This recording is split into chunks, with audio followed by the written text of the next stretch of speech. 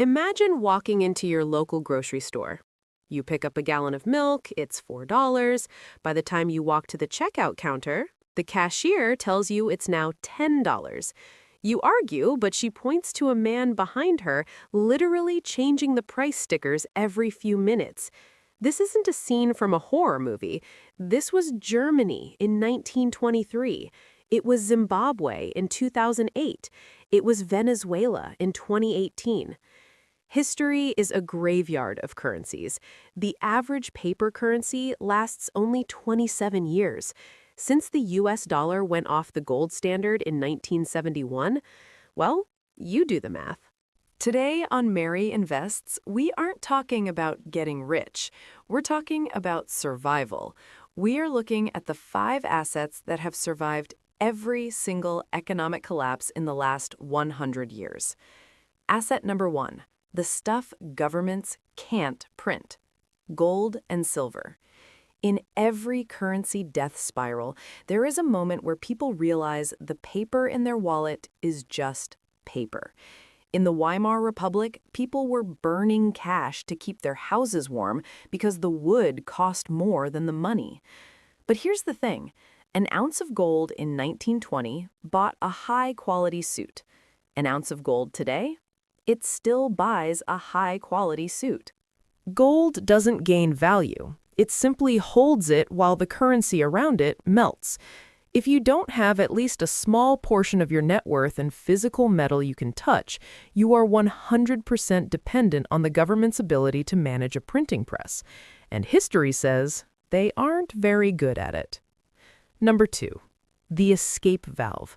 This is holding hard foreign currencies. When your house is on fire, you don't stay in the living room, you run to the neighbor's yard. In Lebanon, just a few years ago, the local pound lost 98% of its value.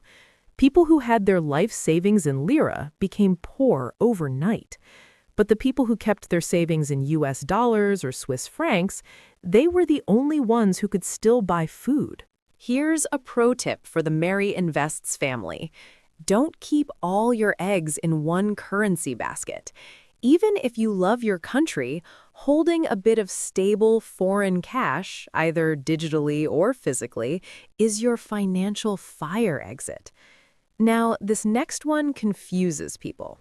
Asset number 3, productive equities, specifically global exporters.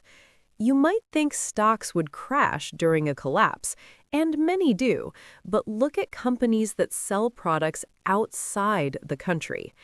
If a company is based in a collapsing economy but sells its products to the rest of the world for dollars or euros, that company is a gold mine. Their costs, like labor and rent, are paid in worthless local money, but their profits are coming in hard money. When you own a piece of a great business, you own a productive asset. Machines, patents, and brands don't disappear just because the currency did.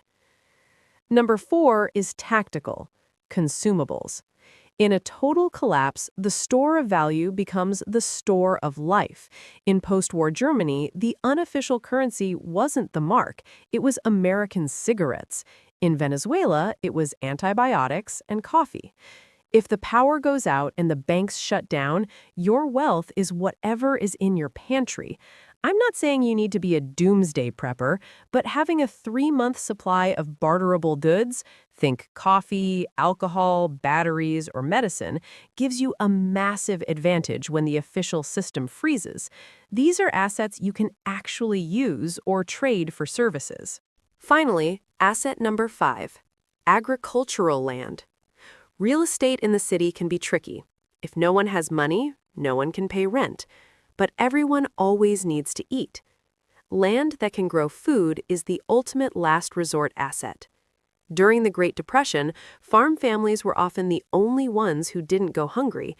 However, and this is a big Mary Invests warning, land is the easiest thing for a government to tax or seize. If you go this route, make sure the land is in a jurisdiction with strong property rights. So what goes to zero? Anything that is a promise from a failing system. Government bonds, pension funds denominated in local currency, and money sitting in a bank account that can be frozen with one click. The pattern of history is mathematical. It's predictable, and it's happening somewhere in the world right now. Are you positioned to survive, or are you just hoping it won't happen here? If you want to see more financial forensics like this, hit that subscribe button. I'm Mary, and this is Mary Invests. Drop a helicopter emoji in the comments if you're already diversifying your portfolio. I read every single one. Thanks for watching, and remember, the pattern is predictable. Don't be the one standing in line at the bakery wondering why bread costs 200 billion marks. Go diversify before